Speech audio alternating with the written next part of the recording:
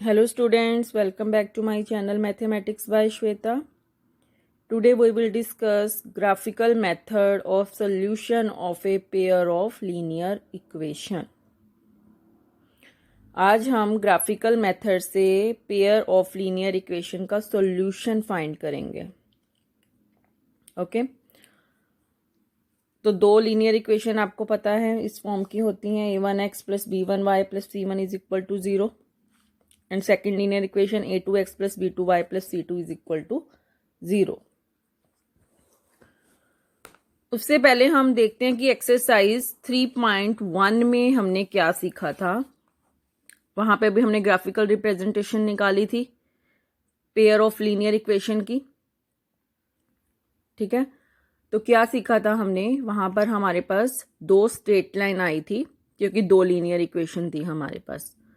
तो दो straight line आई थी तो ग्राफिकली हमने देखा था वो दो स्ट्रेट लाइन किस टाइप की थी. या तो वो इंटरसेक्टिंग लाइन थी, या वो पैरेलल लाइंस थी, या वो कोइंसाइड लाइन थी. ठीक है, हमने ये 3.1 में कर चुके हैं. हमारे पास क्या केस आए थे.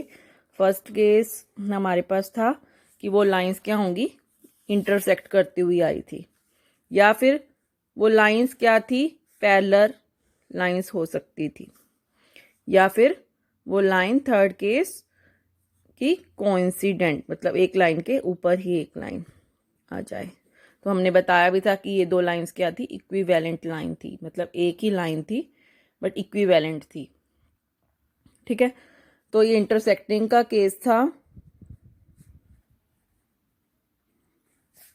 ये पैरेलल का केस था एंड ये कोइंसिडेंट.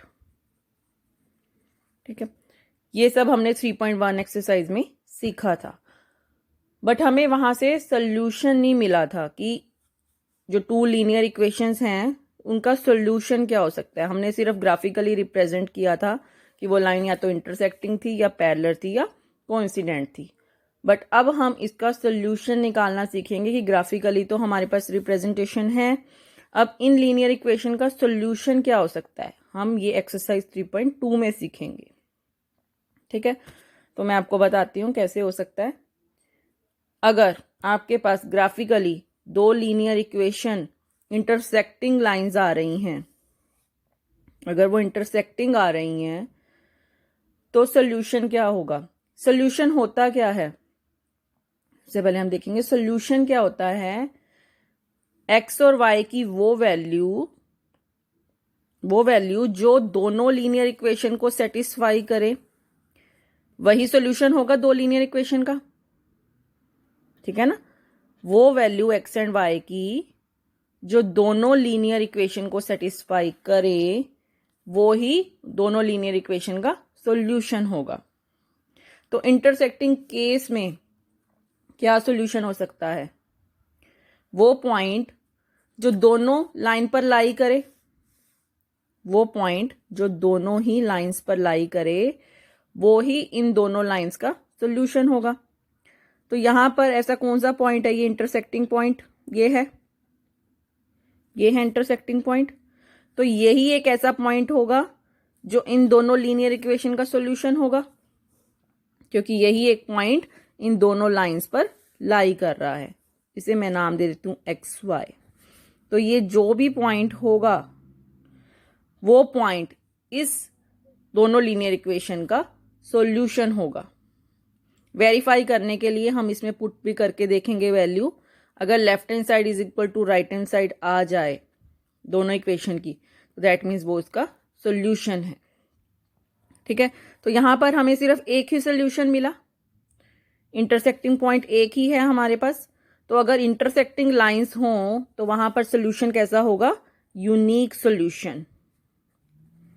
तो वहां पर सॉल्यूशन कैसा है, यूनिक सॉल्यूशन. ठीक है, अब अगर आपके पास लाइंस पैरेलल थी,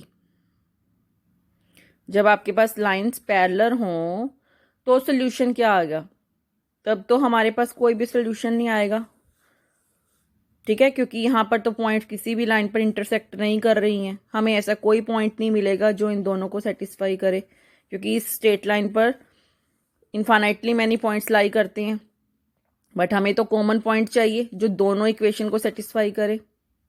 ठीक है, तो पैरेलल के केस में आपके पास क्या आएगा, नो सॉल्यूशन। और कोइंसिडेंट के केस में, कोइंसिडेंट के केस में तो यहां पर इनफाइनाइटली मैनी पॉइंट्स हैं जो दोनों एक दूसरे के ऊपर लाई कर रहे हैं। ठीक है ना, तो यहां से हमें इनफाइनाइटली मैनी पॉइंट्स मिलेंगे जो इन दोनों लीनियर इक्वेशन को सेटिस्फाई करेंगे। तो यहां से हमें क्या सोल्यूशन मिलेगा, इनफाइनाइटली मैनी सॉल्यूशन।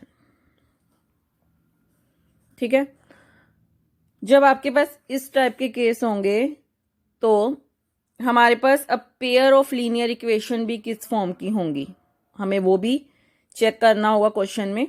तो हम अभी क्वेश्चन करेंगे, लेकिन उससे पहले देखो, अगर आपके पास इंटरसेक्टिंग लाइन हो या कोइंसिडेंट लाइन हो, तो इन दोनों केस में, जब इंटरसेक्टिंग लाइन और कोइंसिडेंट लाइन, इन दोनों केस में आपके पास पेयर ऑफ लीनियर इक्वेशन क्या होंगी, कंसिस्टेंट होंगी। क्या होंगी, कंसिस्टेंट। जहां पर आपके पास पैरेलल लाइंस आ जाएं, नो सॉल्यूशन है, तो इस केस में आपके पास पेयर ऑफ लीनियर इक्वेशन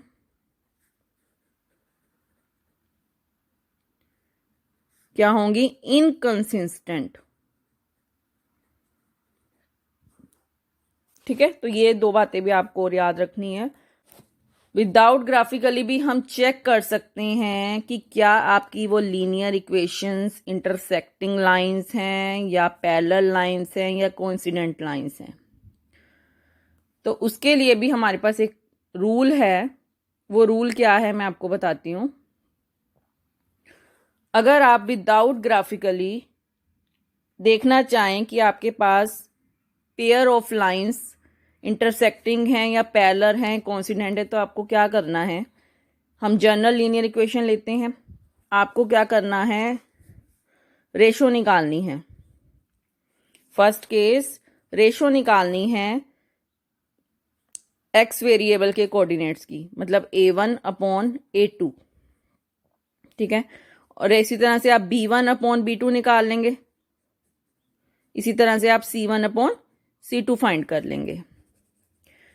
तो फर्स्ट केस क्या है, अगर आपके पास a1/a2 not equal to b1/b2 आ जाए, तो हम कह देंगे विदाउट ग्राफिकली कि ये लाइन इंटरसेक्टिंग लाइन है।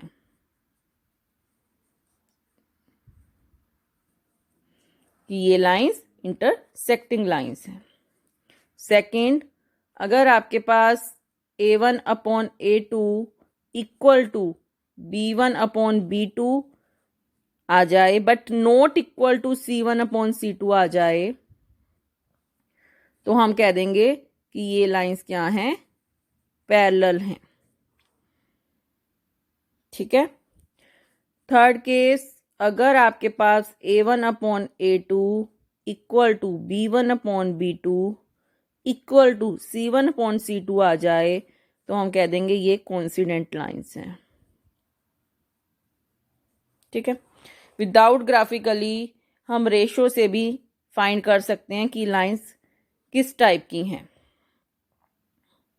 अगर a1/a2 not equal to b1/b2 तो ये इंटरसेक्टिंग लाइंस होंगी। अगर a1/a2 इक्वल टू b1/b2 तो आ जाए but not equal to c1/c2 तो ये पैरेलल का केस होगा। और अगर a1/a2 भी इक्वल b1/b2 इक्वल c1/c2, मतलब सारी रेशोज इक्वल हैं, तो ये कोइंसिडेंट का केस होगा। ठीक है, अब आइए कुछ क्वेश्चंस देखते हैं। Question is 5 pencils and 7 pens together cost ₹50, whereas 7 pencils and 5 pens together cost ₹46. Find the cost of one pencil and that of one pen. Solve graphically. जहां पर आपको ग्राफिकली लिखा हो तो वहां पर तो आपको ग्राफ ड्रॉ करना ही है, ठीक है। तो यहां पर हमें टुगेदर कॉस्ट गिवन है, पेंसिल एंड पेन की टुगेदर कॉस्ट गिवन है, हमें 1 पेंसिल एंड 1 पेन की कॉस्ट फाइंड करनी है। तो हम सपोज कर लेते हैं, let cost of 1 pencil is equal to rupees X and let cost of 1 pen is equal to rupees Y. Then by statement we get pencil की cost को हमने X माना है, 5 पेंसिल परचेज की हैं और 7 पेन्स, उनकी कॉस्ट क्या है ₹50। तो अकॉर्डिंग टू स्टेटमेंट हमारे पास ये क्या बन जाएगा, 5X + 7Y is equal to 50, ठीक है। Whereas 7 pencils and 5 pens together ₹46। According to this statement we get 7X + 5Y is equal to 46। Now we have two linear equation in two variables, ठीक है। अब हमें इसको graphically देखना है कि ये लाइंस कैसी आ रही हैं, तो उसके अकॉर्डिंग हमें कॉस्ट निकालनी है। तो फर्स्ट लीनियर इक्वेशन हम सपोज कर लेते हैं 5X + 7Y is equal to 50। Take any value for the variable X and find the value Y।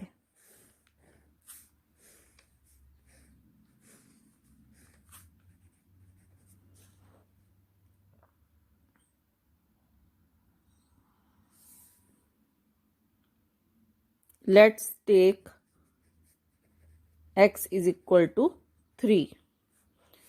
Then we have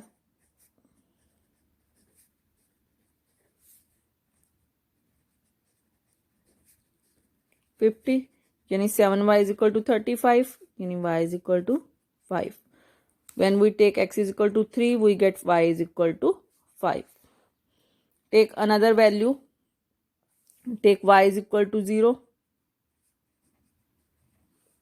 Then we get 5X + 7 into 0 equal to 50, और 5X + 0 is equal to 50, और X is equal to 10. X is equal to 10 and Y 0. So we get 2 points. Okay, let's take another linear equation.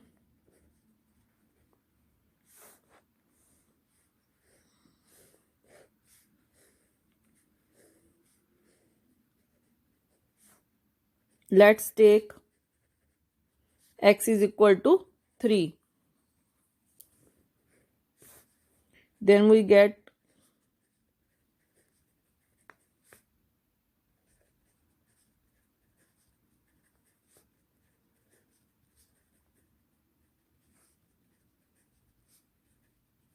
Y क्या आ गया 5. When X is equal to 3, Y is equal to 5. And let's take Y is equal to 0. Then we get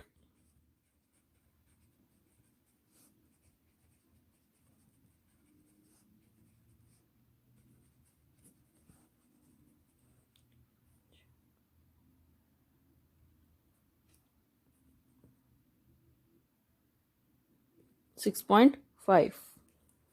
When Y is equal to 0, X क्या है 6.5। अब हम graphically देखते हैं। तो graphically हमने देखा कि इंटरसेक्टिंग लाइंस आ रही हैं, ये एक ही पॉइंट पर इंटरसेक्ट कर रही हैं, और वो पॉइंट क्या है 3, 5, ठीक है। हम वेरीफाई करने के लिए 3, 5 को इसमें पुट भी करके देखते हैं कि क्या ये जो कॉमन पॉइंट आया है हमारे पास, कि क्या वो इसे सेटिस्फाई कर रहा है, ठीक है। तो 3, 5 क्या हो जाएगा, इसका सॉल्यूशन हो जाएगा, ठीक है। तो हमें कॉस्ट मिल गई, therefore cost of 1 pencil is equal to ₹3 and cost of 1 pen is equal to ₹5। तो ये आपका सोल्यूशन हो गया। Okay, next question is comparing the ratio A1 upon A2, B1 upon B2 and C1 upon C2, find out whether the lines representing the following pairs of linear equation intersect at a point, are parallel or coincident। अब हमें without graphically ratio से find करना है कि जो linear equations हैं क्या वो इंटरसेक्ट कर रही हैं या पैरेलल्स हैं या कोइंसिडेंट हैं। तो हमने उसके बारे में पढ़ा है अभी कि अगर आपके पास ratio A1 upon A2 not equal to B1 upon B2 हो तो लाइंस क्या होती हैं? Intersecting lines. और क्या कह सकते हैं? पेयर्स ऑफ लीनियर इक्वेशन क्या होगा फिर यहाँ पे? कंसिस्टेंट। अब ये लीनियर इक्वेशन की बात हो रही है। लीनियर इक्वेशंस कैसी होती हैं? कंसिस्टेंट।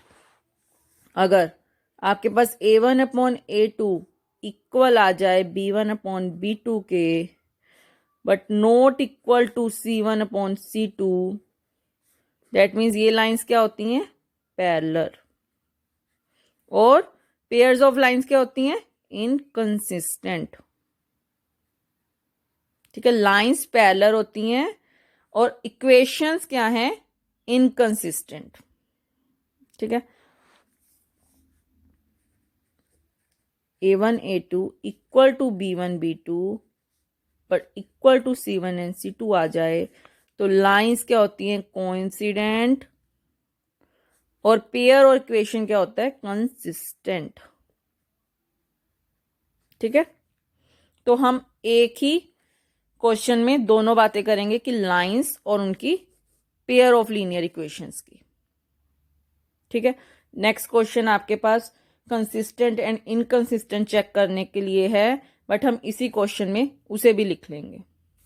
ठीक है, तो फर्स्ट क्वेश्चन देखते हैं कि लीनियर इक्वेशंस हमारे पास ये गिवन है 5x minus 4y plus 8 is equal to 0, 7x plus 6y minus 9 is equal to 0।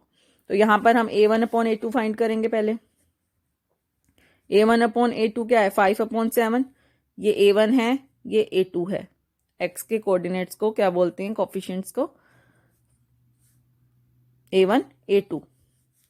B1 B2 find करेंगे, वो क्या आएगा? -4 upon 6, that means -2 upon 3। C1 upon C2 find करेंगे 8 अपॉन 9, -8 अपॉन 9 क्योंकि 9 माइनस है। ठीक है, अब चेक करते हैं A1 अपॉन A2 क्या इक्वल है B1 अपॉन B2 के? नहीं है। तो A1 upon A2 not equal to B1 upon B2। कौन सा केस आ गया? फर्स्ट। इंटरसेक्टिंग लाइंस है। यहां पर उन्होंने चेक करने को कहा है कि चेक करो क्या लीनियर इक्वेशन क्या रिप्रेजेंट कर रही हैं, क्या इंटरसेक्ट कर रही हैं या पैरेलल या कोइंसिडेंट। तो यहां पर तो इंटरसेक्ट हो गई, तो लिखेंगे therefore lines representing intersect at A point. और अगर आपसे पूछा जाए कि चेक करो क्या pair of linear equation consistent हैं या इनकंसिस्टेंट, तो आपको ऐसे ही करना है क्वेश्चन और एंड में बता देना है जैसा आपके पास केस आएगा। अगर ये इंटरसेक्टिंग लाइन आई है तो यहां पे पेयर ऑफ लीनियर इक्वेशन क्या होगा? तो हम लिखेंगे therefore pair of linear equation are consistent. ठीक है, तो इस केस में हमारे पास क्या आ गया? कंसिस्टेंट। नेक्स्ट देखते हैं क्वेश्चन। इसमें भी चेक करना है सेम। तो A1 अपॉन A2 निकालेंगे 9 अपॉन 18, तो वो भी क्या आ गया? 1 upon 2। B1 upon B2 find करेंगे 3/6 वो भी किसके इक्वल है, 1/2 के। C1/C2 12/24 that means 1/2। तो यहाँ पर केस क्या आ रहा है आपके पास, A1/A2 इक्वल है B1/B2 के, और वो C1/C2 के भी इक्वल है। जब तीनों केस इक्वल आ जाएं तो लाइंस क्या करती हैं, कोइंसिडेंट, मतलब एक लाइन के ऊपर ही एक लाइन आ रही है। दैट मीन्स ये दोनों स्टेटमेंट सेम ही है। यहां से अगर मैं 2 कॉमन निकाल लूं तो ये क्या इक्वेशन बन जाएगी, 9x + 3y + 12 is equal to 0। दोनों लाइंस इक्विवेलेंट हैं, ठीक है। तो वहां पे इनफाइनाइट में एनी सोल्यूशन आए थे, ये इस तरह का ग्राफ था हमारे पास, ठीक है। तो ये क्या हो गया, therefore lines representing coincident line.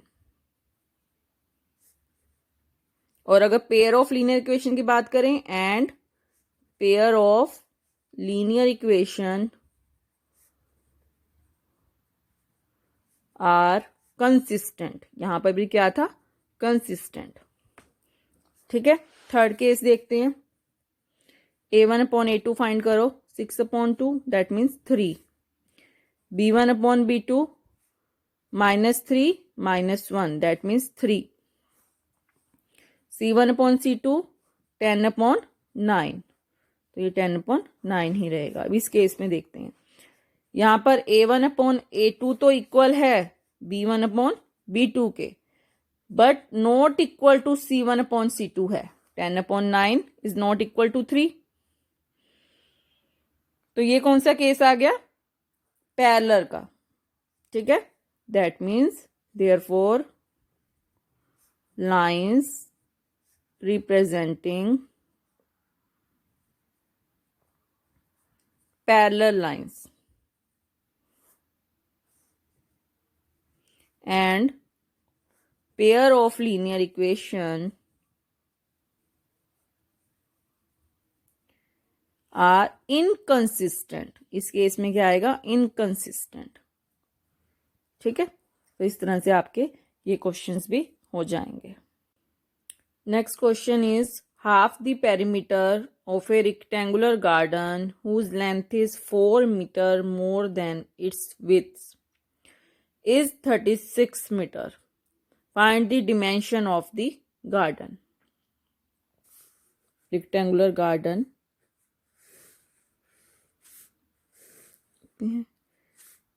जहां पर ये लेंथ है आपके पास, ये ब्रेथ है यानी विड्थ, ठीक है। तो क्या है, half the perimeter of a rectangular garden is 36 metre. पहले पेरीमीटर क्या होता है, 2 times length plus breadth, total area होता है पेरीमीटर, टोटल एरिया। तो यहाँ पे 2 एक्सिस हैं, 2y, तो 2 इंटू लेंथ प्लस ब्रेथ, ठीक है। अब यहां पर क्या है, half the perimeter of a rectangular garden, मतलब इसका हाफ तो ये होगा, हाफ पेरीमीटर, ठीक है। तो यानी क्या हो गया, हाफ लेंथ प्लस ब्रेथ। तो यानी यहां पर हमें पहले लेंथ को भी एक्सपोज करना है। Let's length of a rectangular garden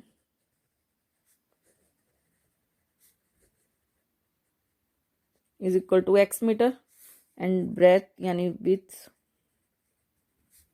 rectangular garden is y metre, ठीक है।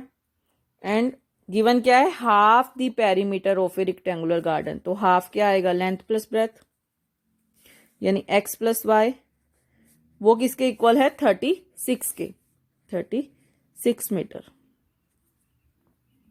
36 ही लिखेंगे, 36 के। तो ये एक इक्वेशन मिल गई हमें। और क्या कह रहा है, हुज, इस रेक्टेंगुलर गार्डन की length is 4 metre more than its width, ठीक है। तो लेंथ क्या है, x इज 4 मीटर मोर, मतलब 4 मोर इट्स विथ क्या है, y। तो ये आ गया, ठीक है। तो इसे हम कैसे लिख सकते हैं, x minus y is equal to 4। तो ये इक्वेशन सेकंड मिल गई। हमें डिमेंशंस निकालनी है, x और y निकालनी है। तो x और y निकालने के लिए हम ग्राफिकली देखेंगे। तो हम 2 पॉइंट्स लेते हैं, यहाँ पर एक हमने इक्वेशन कंसीडर की, इसके पॉइंट्स निकालेंगे।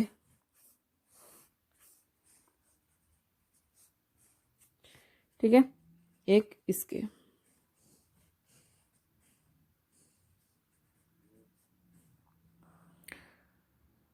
तो यहां पर क्या वैल्यू ले सकते हैं x की, x की यहां पर 2 3 तो नहीं ले सकते। 2 लेंगे अगर वैल्यू यहां पर x की, तो y की 34 आ जाएगी। तो ग्राफ में उतनी ही यूनिट्स हमें ज़्यादा लेनी पड़ेंगी। तो इसीलिए हम यहाँ पर अगर x की 18 वैल्यू लें तो y की भी 18 आएगी उस। तो हमने ग्राफिकली क्या देखा, हमारे पास इस लीनियर इक्वेशन के 2 पॉइंट्स ये कंसीडर किए थे हमने, और इस लीनियर इक्वेशन के 2 पॉइंट्स ये कंसीडर किए। तो उससे हमने ग्राफ प्लॉट किया, तो हमें ये एक पॉइंट मिला, इंटरसेक्टिंग पॉइंट, जो दोनों इक्वेशंस को इंटरसेक्ट कर रहा है। तो यहां से हमें क्या डिमेंशन मिल गई, therefore length of a rectangular garden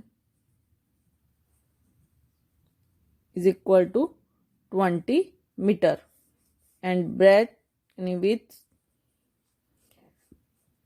16 metre. तो ये आपका सॉल्यूशन हो गया। Okay, I hope you understood all the concept. If you like my video, please press the like button and subscribe my channel. Thank you.